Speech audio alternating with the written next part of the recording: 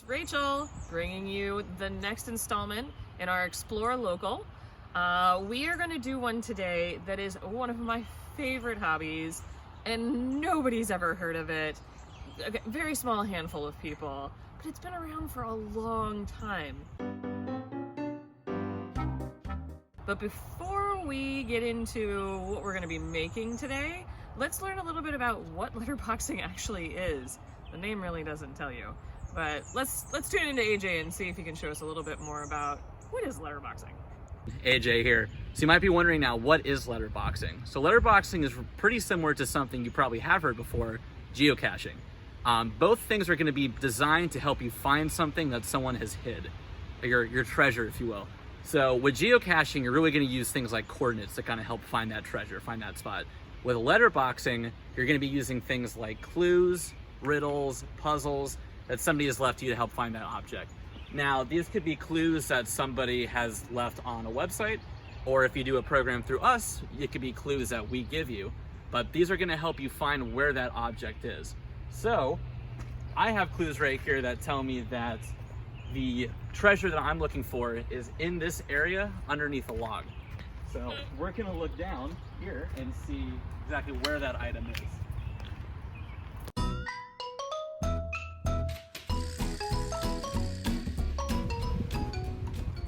And found it.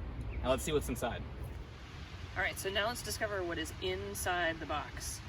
Our treasure is a stamp.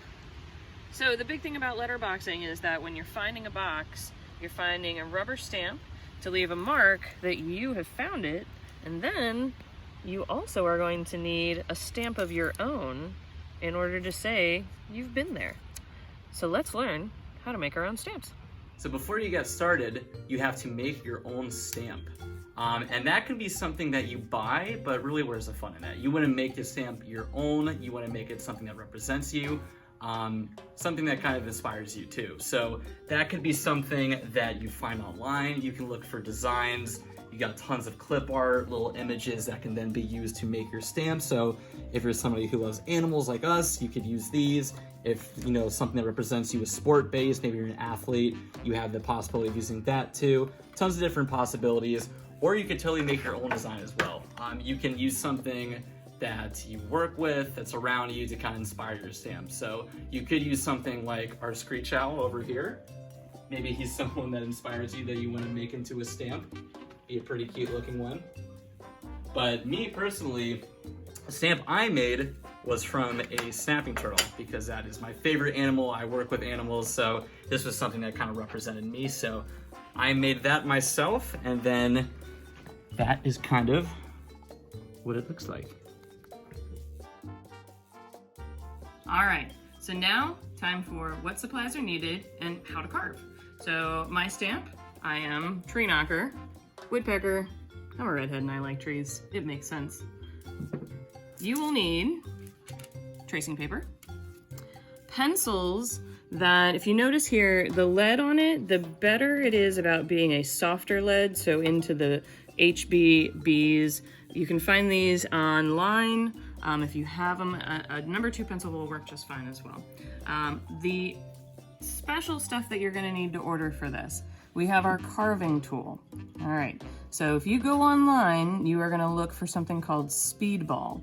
Speedball comes with a whole bunch of different carving shapes and sizes. So some of these might be a bit bigger. Some of these are better for things like wood carving or print work. I actually use mine for carving pumpkins. It's really great, really good detail. Another thing that's really good, and you'll find out why later, have a penny, or any coin will really do. And then you will need the pink stuff. So again, Speedball. Online, very easy, not too expensive. This block will make many stamps. So if you're doing the whole family, this is a great one to just get this size. It's about what, 6'4", something like that. It's good size. So that, you'll need some ink. And then in the long run, if you want to have, like ours, a backing to them, you can get just this spongy stuff, or even just cardboard or anything will work out fine, and then some glue to attach it. So for the most part, other than my design, that is the majority of what you need. Let's get started. Best starting hint. don't start big. Start small. So here we've got some nice little animals. I'm gonna choose the owl, of course, because we have some owls here. So I'm gonna take my tracing paper. I'm going to take my B pencil, meaning, again, the lead is softer, so more of it's gonna come off because I'm gonna need it to transfer my design. So I draw.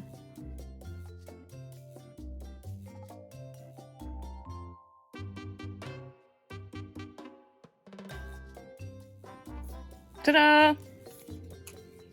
All right, so next up, I wanna transfer this. And this is what's cool about your pencil, is that you are going to take this, you are going to flip it over, find a good spot on the stamped material. This is where the penny comes in. Ready? Hold it nice and tight, and just scrape it. This is transferring that lead onto your surface. Perfect, so now I have a pattern to carve. Okay, now that we've got our pattern and we know what we're gonna carve, let's talk about tools that we need to use. So these are those carving tools that I was talking about before.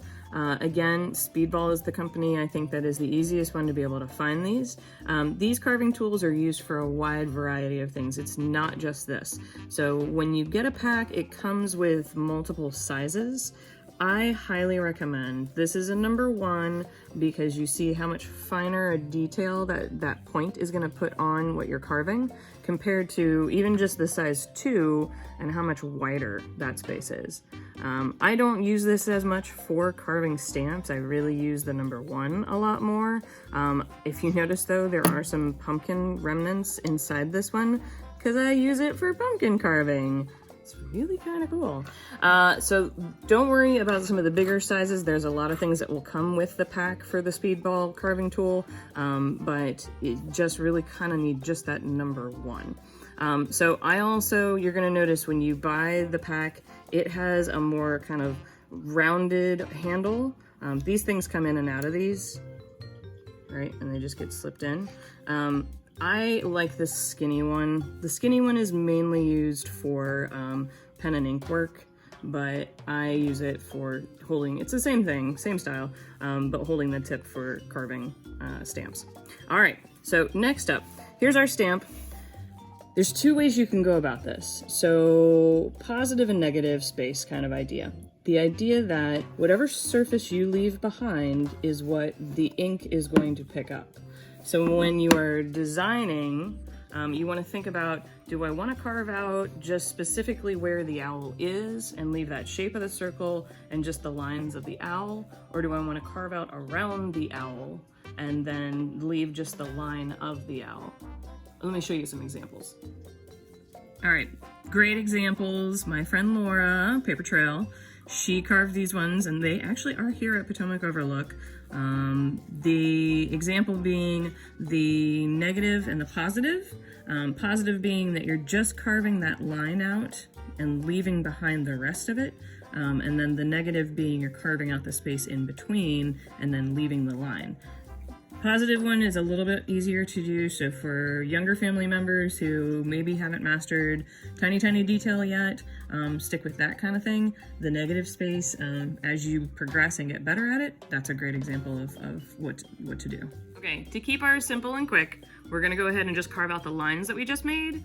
You also notice that I did actually cut this with just a pair of scissors to make a nice little circle. So I'm gonna make sure that V, I got the point down, and I'm just kind of almost scooping. So light touch, and you're gonna see how it just slowly brings. I'm gonna follow my line. I can turn it as I go, and then I just kind of turn a little bit, lift up. See, it pulls that piece out. So I'm just gonna keep doing that all the way around, and I can double it up, make a thicker line, carve a little bit more out there. Cool. Get my little feet.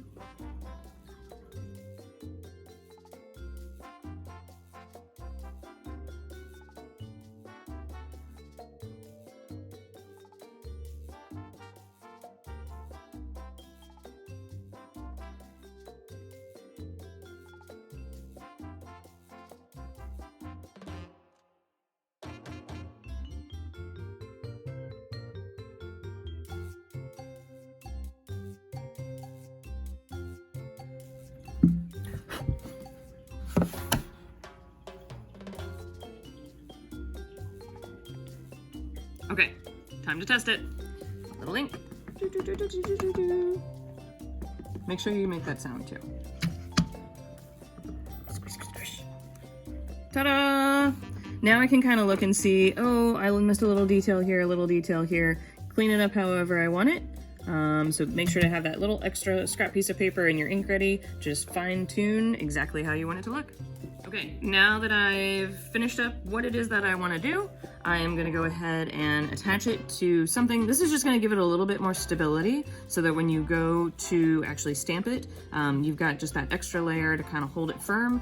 What I would recommend, this is a very smooth surface, it's something called scoring. So you just kind of do this with your tool.